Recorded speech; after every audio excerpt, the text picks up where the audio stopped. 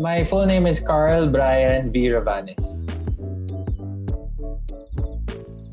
I took, during my time, it was international business majoring in management. I graduated from University of Sunderland, and then that was from 2009 to 2012. Current occupation, yes, I am a professional basketball player and just joined the rookie draft, and I recently got selected. But I haven't signed yet. So parang I'm in between amateur and professional. I was picked by Northport Batang Pier in the 5th round, but I have yet to come to an agreement with them in terms of the contract and everything. No offer yet whatsoever. But prior to that, I was part of the Laguna Cra Heroes in another league, in an amateur league, the MPBL. Well, basketball in general, I've been playing basketball my entire life. So since I was a kid, so that's more than 2 decades already. When I really focused on making basketball my career, it was probably the same time I was a senior before I graduated from SFU, which was about maybe mid to late 2012 and then to early 2013. So it's probably like 9 years. Actually, there are 3 main things that I realized, like my time in SISFU helped me in my career right now. And it's actually the non-tangibles. Like, it's not an award, it's not a distinction. It's basically just 3 things. Like I said, number 1 is time management. SISFU really helped me organize everything that I have to do in a week, in a day, in a month.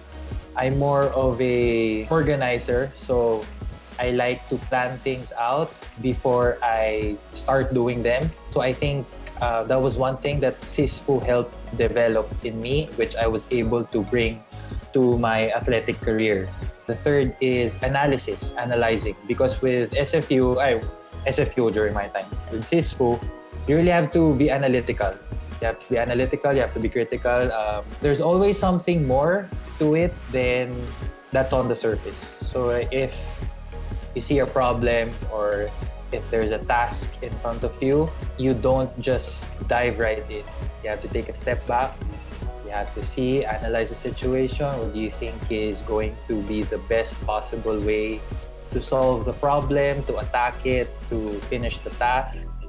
And I think that's one thing that helped me in my basketball career a lot, really. So yeah, there. High points, it's easy. Number 1 is, of course, graduating, marching, and I think, any student, that's the ultimate goal that they'd want. Another high point that I wasn't really expecting, I was able to receive an award during my senior year, an academic award, surprisingly. Like, to be honest, I wasn't the student that wanted to gain all the awards. I wasn't really aiming for any dean's list. I wasn't aiming for any recognition whatsoever. No, I just wanted to pass. And I just wanted to make sure that I give what I could, I give my best, and just hope for the best. So during my senior year, I was given, I don't know if you guys still have that award, but it was called a merit award. They usually just announce that during graduation. So I was caught off guard during graduation when they called my name, and I was presented with that award. So I think that was a really high point for me, because the stress building up towards graduation is always high.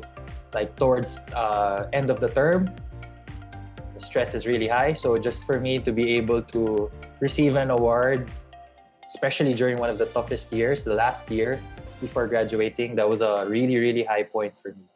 On the contrary, the lowest point, it was during our senior year. It was just about at the same time that we had to accomplish our OJT. So it was in the middle of the term. The school informed us that the professor was no longer around and they were still looking for a substitute to take over.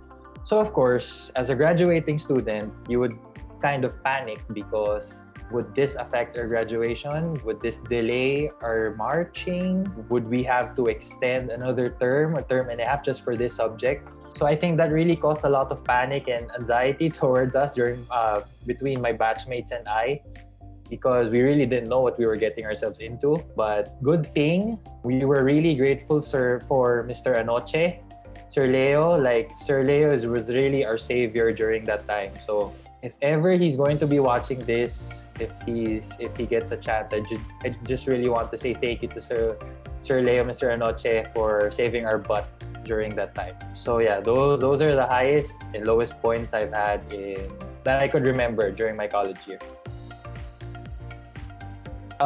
Prevailing challenges, it was I think the prevailing challenges we had during our time, it's probably the same thing that you guys have right now. Yeah, you deal with the challenges of cramming, you deal with the challenges of trying to deal with the revisions, but during our time, we spent a lot of time revising. We had a lot of time editing. We spent a lot of time on our computers just trying to clean up our reports, clean up our research, to clean up our charts, our references, which are very important.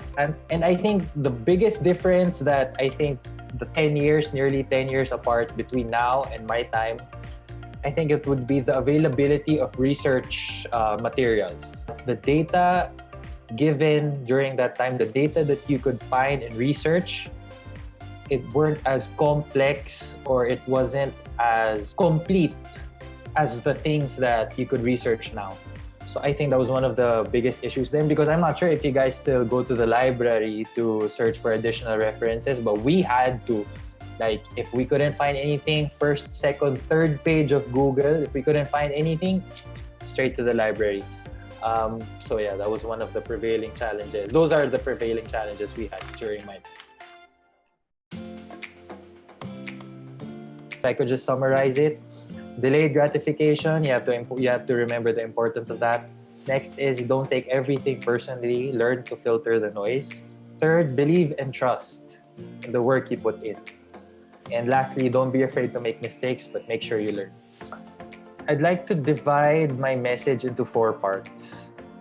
This is actually generally speaking, like, it could be for the students, it could be for incoming students, or for those high school students that are considering enrolling in SFU. These are 4 things that will help you you'll realize in college in general. First thing is delayed gratification.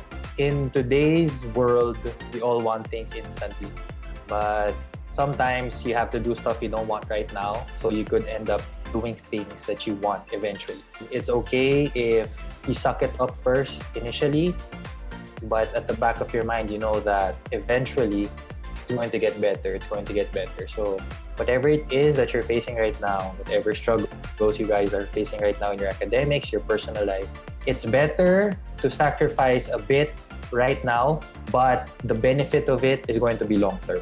So that's one thing, delayed gratification. Next is, try not to take everything personally. Criticism, constructive criticism, especially in college, it's going to be very casual.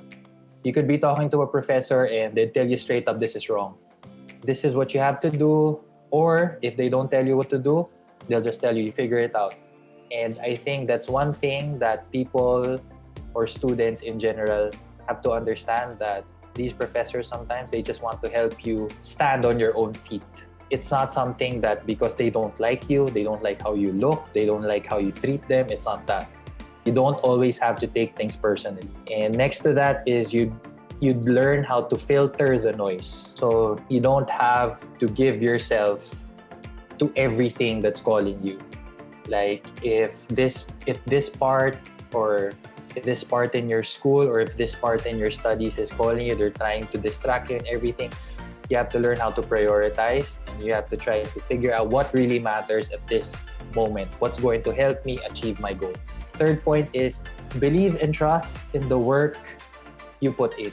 As students, there's no other way to graduate and go through school except through actually doing the schoolwork. I'm not the best. I wasn't the best student. I wasn't the smartest. I wasn't at the top ever. I wasn't.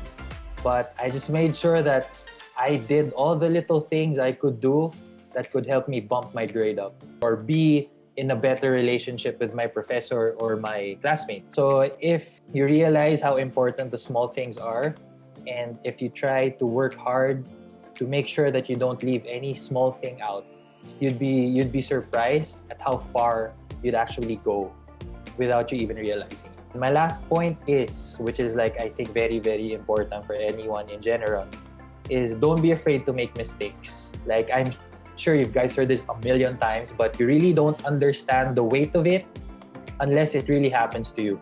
And of course, learn from them until it happens to you. So going through college, you're in first year, second year, third year, doesn't matter what year you're in college, you are going to make mistakes even after college. Especially after college, when you're out of your comfort zone, when you're out of the confines of the four walls in your classroom, you're gonna make so many mistakes. But the good news is you can always learn from them, and you could always choose. You could always make a choice to either make you better or to make you worse. Bottom line is, it's up to you. It's your choice. And I think that's the only inspiring message or points or factors I could share to students, incoming students, or to anyone whoever is going to watch this. So there.